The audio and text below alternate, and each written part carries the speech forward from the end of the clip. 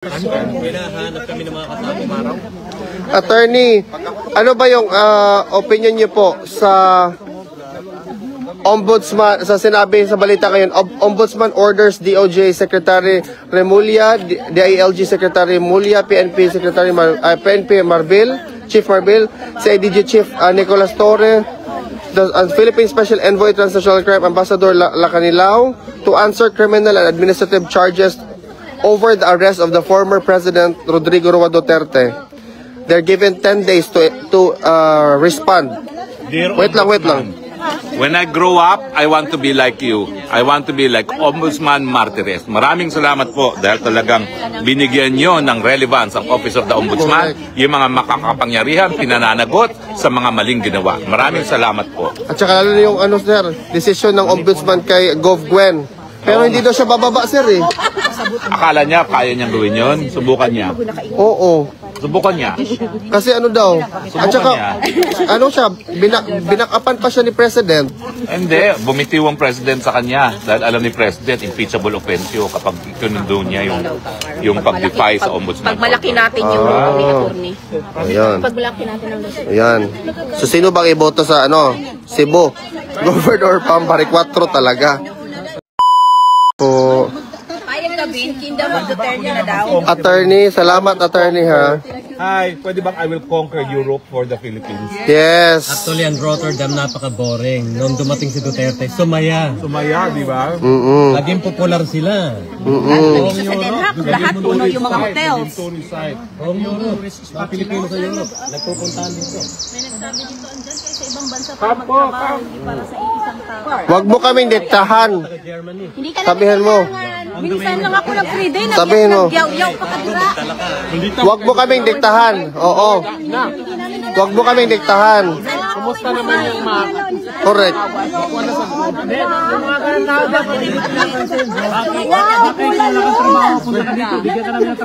Ay, tara. So good na po. 34.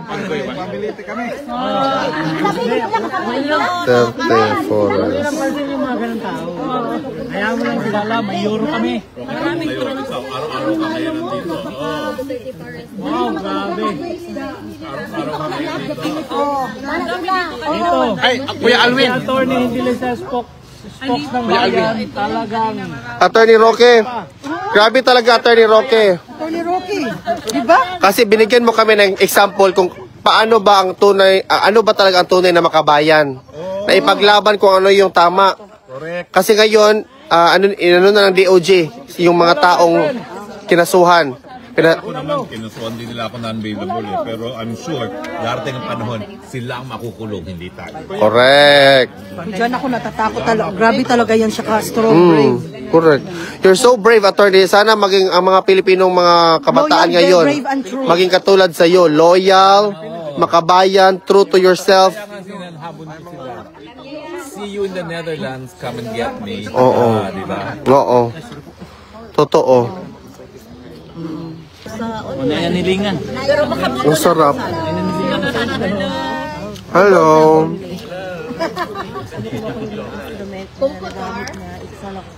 Ang sarap ng ano ni Attorney Roque. Guys, alam niyo ang kakapal ng mukha ninyo, nag-file pa kayo ng kaso sa kanya. Masarap siya magluto. Totoo. Di ba, Attorney?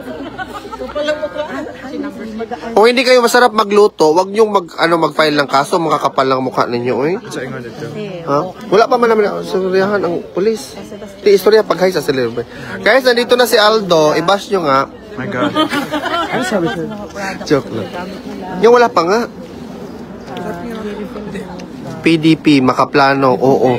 Guys, Gabay 139. Wag nyo kalimutan, Gabay 139. First nominee, si Attorney Harry Roque. Pag makaupo ang Gabay 139, Thank you po. manguros na mo lahat. PPP party list. First nominee, Sir Harold Duterte. Huwag po natin yung kalimutan. Juan Aguila, Duterte Youth. Yon. Yeah, Gabay, PPP, yun. Yung mga tao na ang congressman ninyo pumirma sa impeachment ni VP Inday kahit hindi kayo kinonsult. Yan, wag nyo yung iboto sa 2028. Kasi ano yan sila ngayon? They're very, how do I say that? Fierce kasi wala silang mga kalaban most likely. Pero pag dating ng 2028 yun, wag nyo yung kalimutan ha. Gabay 139, PPP number 2, Juan Aguila at saka Duterte Youth. Yan, kahit saan dyan, paupuin nyo yan. Kasi pag manalo ang Gabay 139, maraming advocacy si Attorney Harry Roque.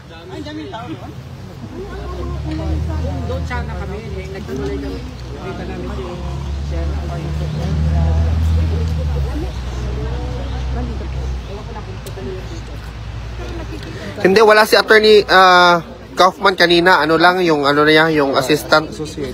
Yung ano lang? Associate pala. Uy, nag-message ako ang sa Facebook. JL Mendina. Kaya nag-message ako. Ano siya ang kuan niya? JL Mendina.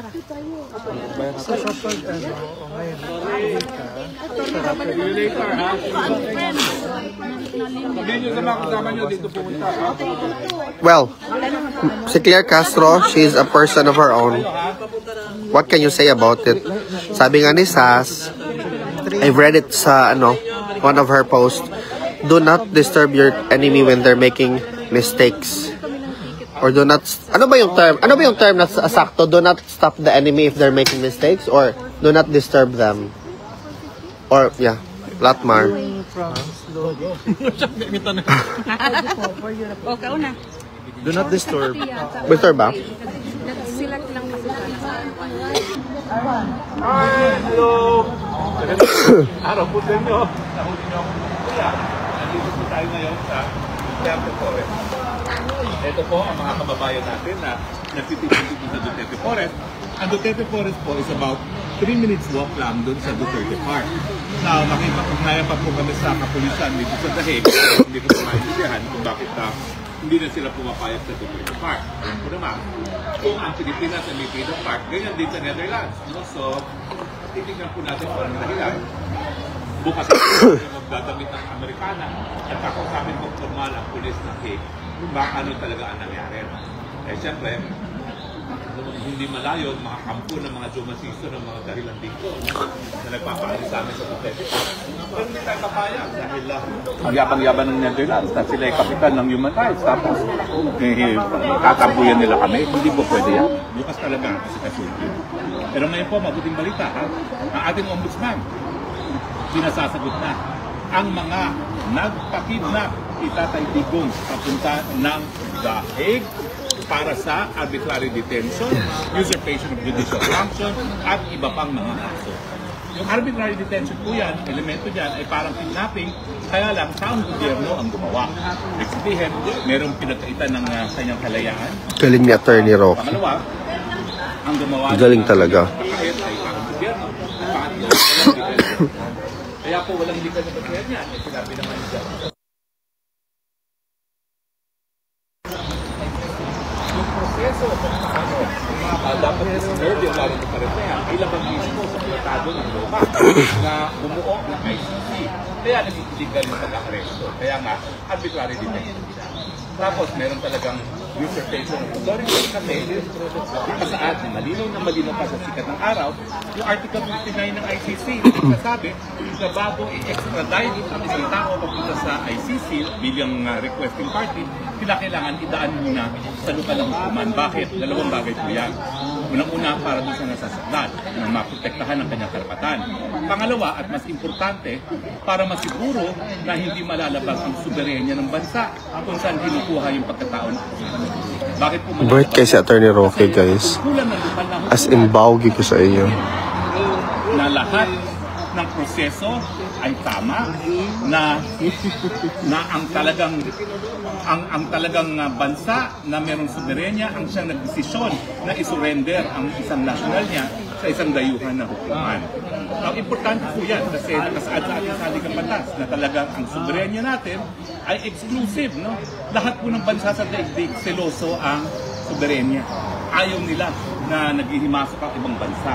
At yung pagiging exclusive ng soberenya, yan po ay dahil nga ang mga bansa ay malaya. Hindi sila tumatanggap ng dikta galing sa mga dayuhan. At dahil nga po hindi nasunod yung proseso, hindi dumaan sa lokal ng hukuman, hindi lang nalabag ang karapatang pantao ni Tatay Digong kasi nakasaad po sa ating saligang batas, no?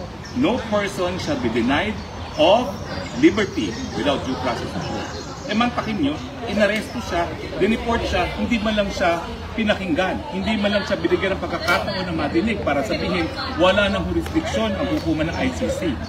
Totoo na nakapaghain na po ang mga abogado ni Tatay Digong ng isang challenge sa jurisdiction ng ICC.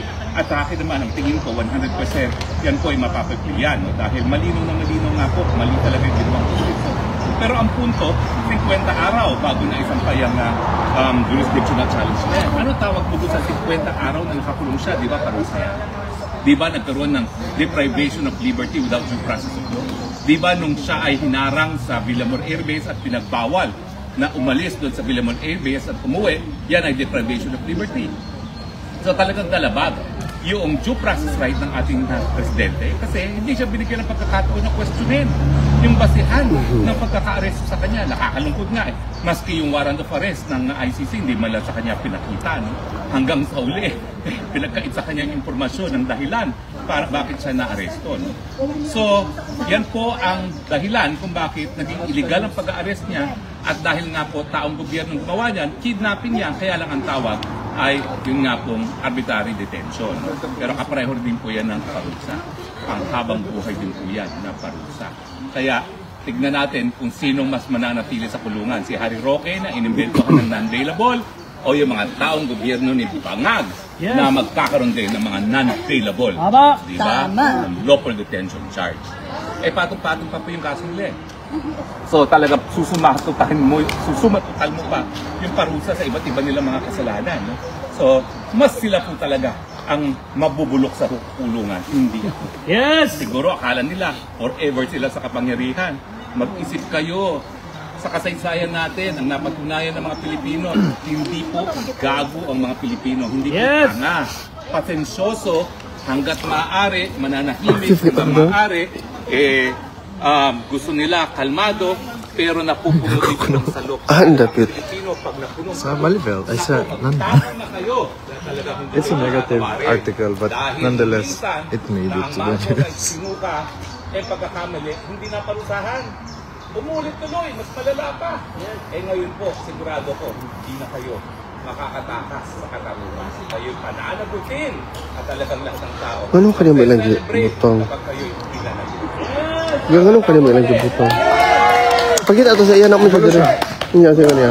Siya, wala mo, nalipay siya. Trebian? Dilip Tribune. Ang proseso po dyan sa ombudsman, What a malicious state, ano no, post, no? Eh, isend na rin sa ako gang link. Kaya akong i-post. bigyan ng ombudsman pera. Ay, naraday. Isend na day. Just. So kung meron man isa sa kanila, at ang balita po, si Justice Secretary Remulla ay nananaginip na maging ombudsman, hindi na po siya po pwede maging ombudsman. Kasi meron na preliminary investigation laban sa kanya. Ang patunay na meron na preliminary investigation laban sa kanya ay yung order nga na sulitin. Eh ako, meron daw nagreklamo sa akin, ang tagal na, taon ng pinila. Hindi naman ako pinasasagot. Ibig sabihin, desisyon ng ombudsman, walang merito yung kasong yun. Pero dito, dahil pinasagot ka agad, ibig sabihin, sa tingin ng ombudsman, meron talaga merito yan. So ano mangyayari? Pagkasagot, dalawa po ang gagawin ng ombudsman. Kasi ang ombudsman, siya ay fiscal at the same time, disciplining authority. Ano ibig sabihin nun? Bilang isang fiskal, may kapangyarihan siya magsampa ng mga impormasyon na sa Sandigan Bayan laban sa mga taong gobyerno. Kasi lalong-lalo na yung cabinet secretaries, talagang sila ay nasa jurisdiction ng Sandigan Bayan. Now, bilang disciplining authority, kung pwede siya magpataw ng mga susunod. Wala ka man lang. Mag-uniron. Susunod na hakbang kapag nakasagot na sila. At kahit anong sagot naman nila eh. Nakita natin sa telebisyon at sa video kung anong ginawa nila. Talagang linabag nila karapatang pantao ni Tatay Digong at linabag nila ang soberenya ng Pilipinas. Eh, sigurado po yan. Kahit ano pang sabihin nila, sila ay masususpend. Bagamat, matagal yung proseso sa pagkakakulong. Although, sa tingin ko, pagkatapos sa preliminary investigation sa pagkagad ng kaso at sana nga maging non-bailable ang kanilang mga kaso na makatikim din sila ng ginawa nila sa akin na non-bailable. Now, sana nga ang ombudsman naman maglagay din ng whole departure order dahil baka mamaya pag nawala na itong pang-administration na ito, magsitakbo na rin yung mga yan. Sigurado po yan. Ako po naniniwala po sa kalukuhan ng bayan ng Pilipinas. Araw na lang ang pipilangin natin. History na itong pang-administrasyon na ito. Lalong-lalo na dahil dadayain naman nila itong eleksyon na ito. Ako po, makikita niyo po ang hagupit ng kasaysayan, ang hagupit ng sabayang Pilipino kung pati eleksyon dadayain niyo. Goodbye Marcos na kayo. Kaya, ewan ko kaso talaga naman dadayain nila. Lalo-lalo na yung sa dami. Importante sa kanila, mapanalo nila yung tutong lupa. Kalaman ng tatay dito. Bro, tutong lupa ko talaga yun. Ako, walang kwenta yung taong yun. Ang ama noon walang ginawa ko, hindi tumakbo na hubad-hubad. Mga hotel room. Kaya ang tawag sa ama niya, burlesque king. Kaya mga taga-Davao, huwag kayong boboto sa mga dugong burlesque king. Alam ko siguro maging burlesque king mamaya. Gigiling-giling kami dito sa Banga, Hiwi at Utod moves na inimbento dito sa Dahig. Walang iba ni Alvin.